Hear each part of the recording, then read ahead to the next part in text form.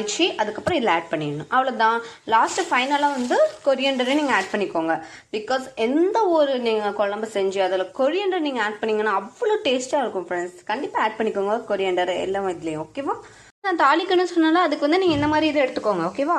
இந்த மாதிரி இதை எடுத்து ஸோ அப்புறம் லைட்டாக வந்து இதில் கொஞ்சம் இந்த எண்ணெய் போட்டுக்கோங்க.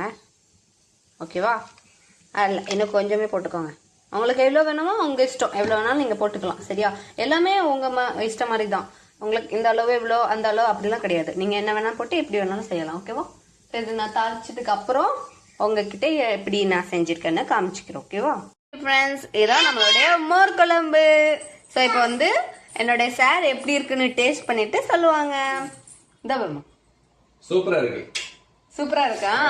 ஓ wow, thank you so much. Okay friends, நீங்களும் ட்ரை பண்ணி பார்த்துட்டு எப்படி சொல்லுங்க. நெக்ஸ்ட் வீடியோல பார்க்கலாம். பை.